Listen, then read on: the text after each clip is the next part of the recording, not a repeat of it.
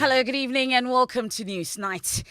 Also live on Love 99.5 FM in Kumasi and live on over a dozen affiliates across the country. Also on myjoyonline.com. We're live on Facebook as well in this edition.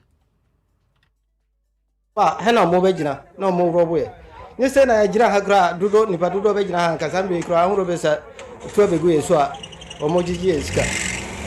Some residents in Kintampo in the Bono region living in fear as robbers take advantage of Broken Bridge to terrorize them. We'll hear from them and speak live with the regional minister on steps to resolve the situation. Also tonight. If we were to be maintaining it, as at the time coming Kuma constructed this road, the motor will not be like that. Who is in charge? Who is monitoring it? And they will say the potholes will become manholes. What kind of country are we in? Are they happy supervising over such things in this country? Why? Where do you see such a thing in this part of the world?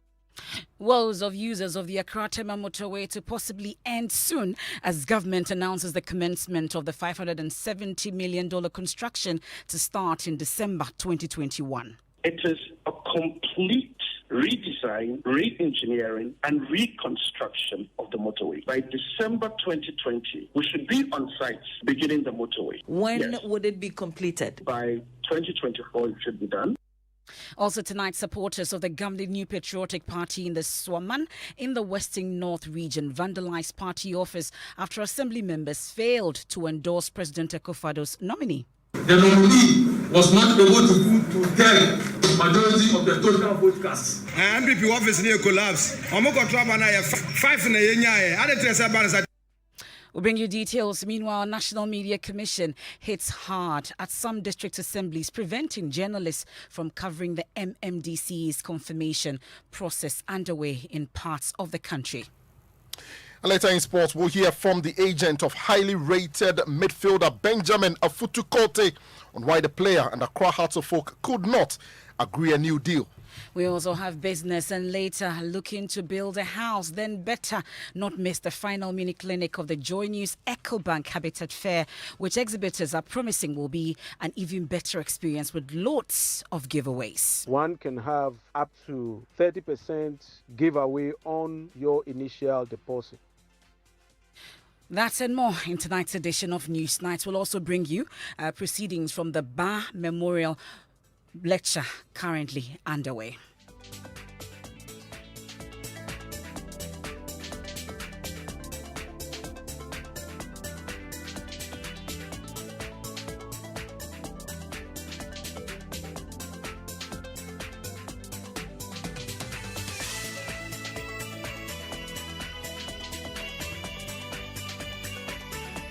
Thanks for choosing us. You can join us with your thoughts and comments via WhatsApp on 055-1111-997. So tonight, residents of Kintampo in the Bono region say they are living in fear because robbers have taken advantage of the Broken Bridge to terrorize them. Many say they are robbed of their belongings at gunpoint when they are unable to cross to the other side. But robbery is just one of the numerous troubles they are burdened with as a result of the floods that broke down their bridge. At least 40 communities are currently cut off, bringing economic activities to a complete standstill. We'll speak to our reporters on the ground shortly who say farmers cannot access their farms while traders are unable to sell and the sick are left to their fate. Some of these residents shared their frustrations with us.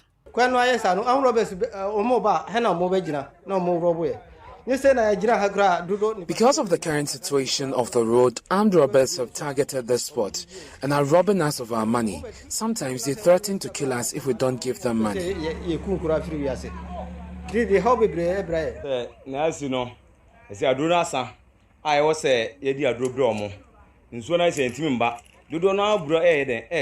I sell agrochemicals here, but because of the broken bridge, I'm unable to supply the farmers. Sometimes I have to switch off my phone to save myself from the countless calls from the farmers.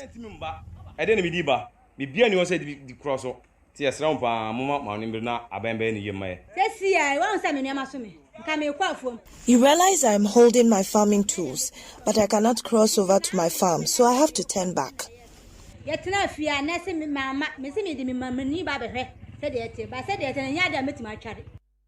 Some residents there interacting with my colleague Anas Sabet. He joins us on the line, but thankfully also we've been joined on the phone by the regional minister himself, Kweku Edu-Jan. We're grateful for your time here on Newsnight. Anas, hold on for me so you paint the picture of the current situation on the ground. But let me quickly bring in the regional minister.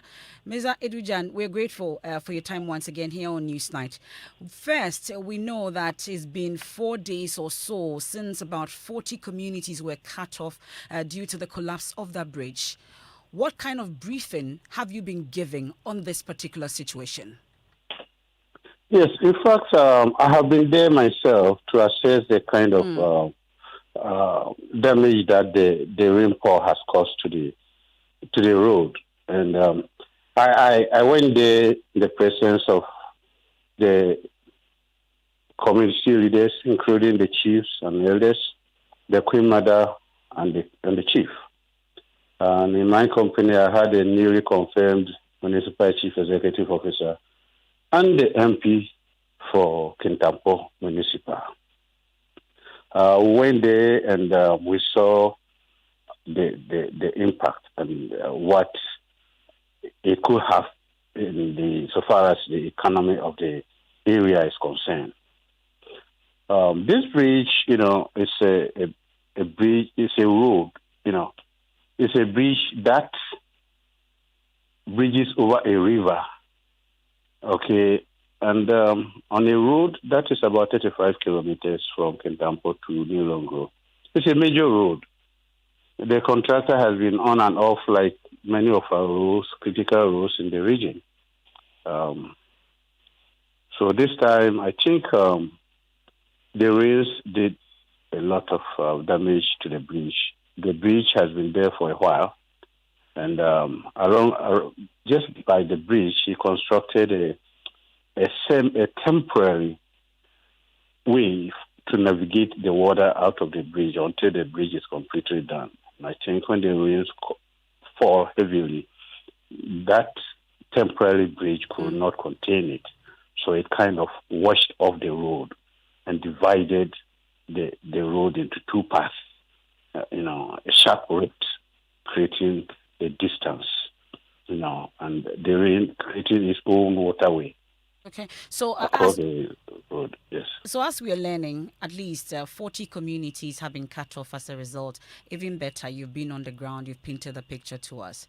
You've heard some of these residents who have shared their frustration about the situation. Concern is what exactly will be done about it and when? Yes, I've had a meeting with the consultant. In fact, we met the contractor on the road. We met him on the spot there, trying to make some adjustments here and there to make it possible for the travelers to pass through. The very first day, it wasn't so easy, so there wasn't much work to be done. However, I did see that a lot of big rocks were brought there by the contractor. Yesterday, I followed up, and when the river lowered, because the winds were a little bit lower, so they were able to lay down some of the rocks and create a path for the passengers or for the people to cross over to the other end. But that is still very dangerous, So we had very lengthy discussions with him. He mentioned to us that he has actually imported certain items which were coming from Dubai and will be taking delivery of these items late this week. So I presume it will be available by tomorrow.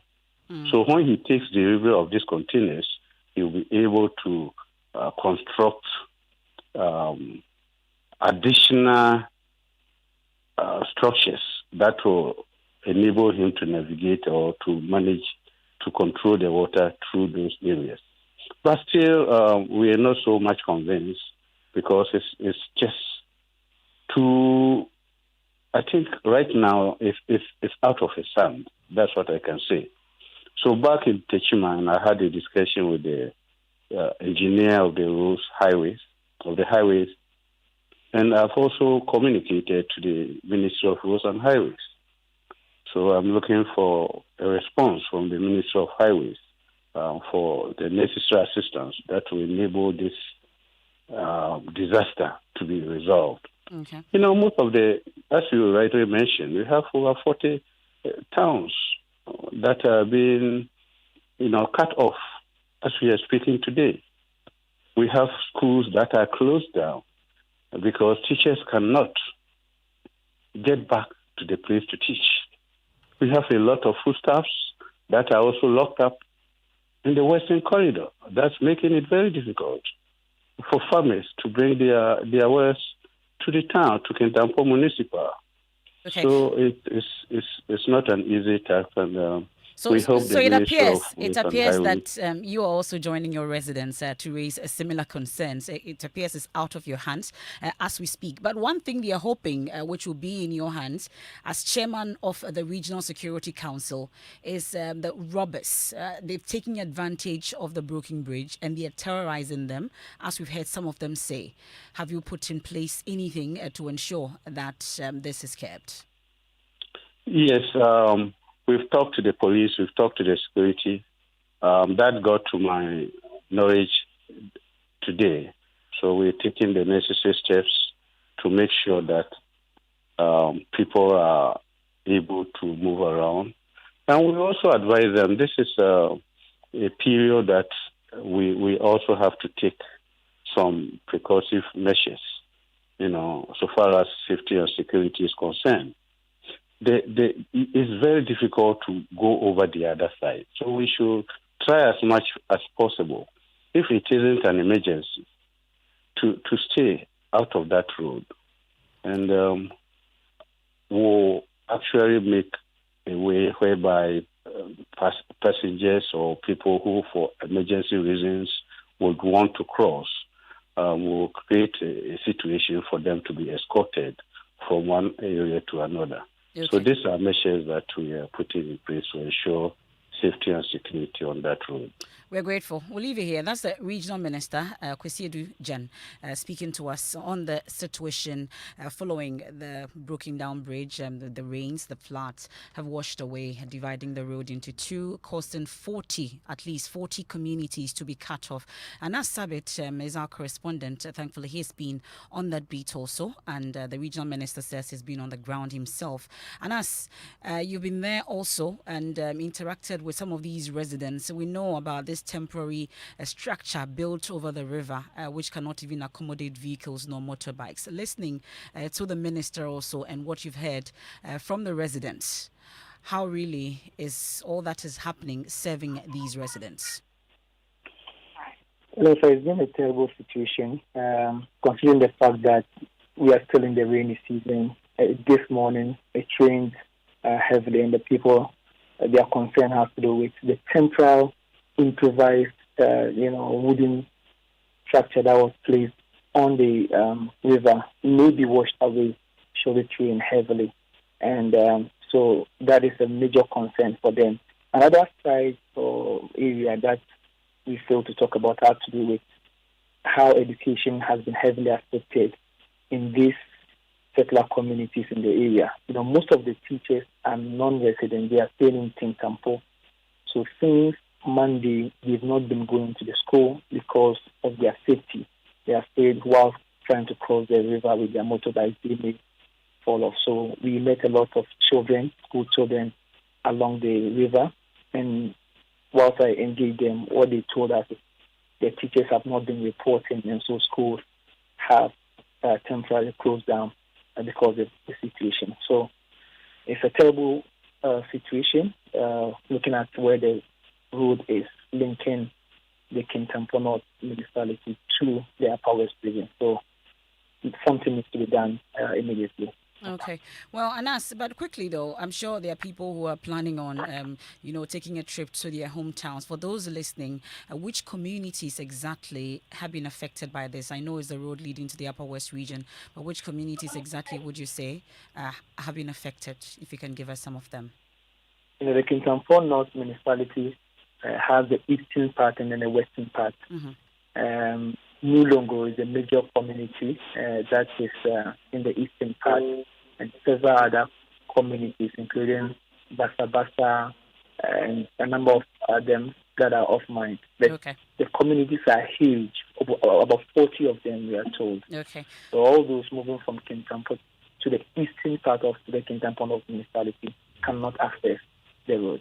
Thank you very much. That's Anas Sabit, our Bono regional correspondent there, bringing us up to speed on the situation in the area. We also heard earlier the regional minister himself, Kwesi Edujan. But let's stay a while longer on the road. This time, users of the Accra-Tema motorway you would want to gather around, because government has today announced that the construction of the road, which is to cost $570 million, will start in December 2021. That's not all. It is also expected to be completed in 2024.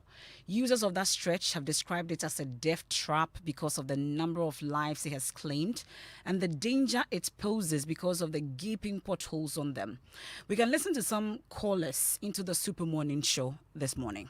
I think the leadership of this nation think that the people are ignorant, because look at the number of cars that are charged tolls on this motorway every day. And for over 60 years, we've been running this road without any proper repair. Why do we use bitumen to patch concrete? The two have different properties under the sun. They behave differently. And the same spot, the bitumen will go off, leaving the concrete there, and this time a bigger hole. If we were to be maintaining it, as at the time coming Kuma constructed this road, the motor will not be like that. And the most annoying is that they work during the day, creating inconvenience for ordinary citizens. Our engineers must wake up. If somebody working, who is in charge? Who is monitoring it? And they will say the potholes will become manholes before they come to work on it. What kind of country are we in? Are they happy supervising over such things in this country? Why? Where do you see such a thing in this part of the world? Who is heading the Minister of Roads and Highways? The Minister, Amakwata. The man can talk, but not delivering. He can talk. We are really retrogressing. The patch being done on the motorway is totally useless. If it truly the motorway is patched, in fact, it is good, because the last time my heart beat when I was driving through that way. The indiscipline, the impunity on that road, you just can't imagine. Institutions and their leaders in this country are not properly working. The problem is with the pothole that has been filled with the bitumen, which you drive on and you have to be stopping and ensuring that your tire don't get bent. And the other one has to do with the traffic due to the entrance. I am so frustrated as a citizen of this country. So these are callers into the Super Morning Show today when the issue came up for discussion. Well, government spokesperson on infrastructure, Kojo Frimpong, provided details of the major construction starting in December 2021. Let me state for the record, the most competent solution to the motorway is what government has adopted. It is not repair, it is not patching, it is a complete redesign, re-engineering, and reconstruction of the motorway. We signed a deal with Motor Angel, a construction deal or a commercial deal with Motor Angel. This motorway you see is now going to become a 10-lane motorway. You're going to have 4 lanes, the one which is there now being a freeway. When will the actual construction start? We signed the engineering procurement contract in 2020. We are now arranging the funds that will come with it so that we can send it to Parliament for approval before it starts. As we speak, we expect that by December 2020, 3 months hence, we should be on site beginning the motorway. You mean December 2021? December 2021. We should be on site beginning the motorway. That's our expectation. When it comes to the arrangement of funds, where are we at the moment? We need to disclose it on this platform now, but I can tell you that we are very far. Some of the people who are pitching in have already been contacted. In fact, some have been in Ghana. I know that about 2-3 weeks ago, Motor Angel was in Ghana, met with the Ministry of Finance. So we are pretty far. There's going to be an interchange at Teshilink. There's going to be an interchange at Abattoir. There's going to be a new interchange at Fiesta Royal Hotel. The New Plant Junction is going to have an interchange. There are going to be 14 pedestrian bridges, footbridges on this motorway, and then street lights and toll plazas. It's quite a project. Now, the reason we are doing bitumen on concrete is because if we are going to undertake such a major overhaul in December, you don't go through the process of very costly repair on the motorway using concrete. When would it be completed? So we think it's a 36 months project. So by 2024, it should be done. That's the government spokesperson on infrastructure, Kojo Frimpong, there speaking on the Super Morning Show. Now, the minority, you'll recall, demanded the abrogation of this $570 million Accra Tema motorway expansion contract between government and the Motor Angle, describing it as illegal because it has not been approved by Parliament. Kwame Govins-Abuja is a ranking member on Parliament's Transport Committee. This is what he said earlier. We have laws in this country, and the law clearly states in Article 1815 that anytime you are entering into an agreement with a foreign entity that has got economic or a loan value, you ought to seek permission from Parliament. The Minister of Roads and Highways is aware of this act, and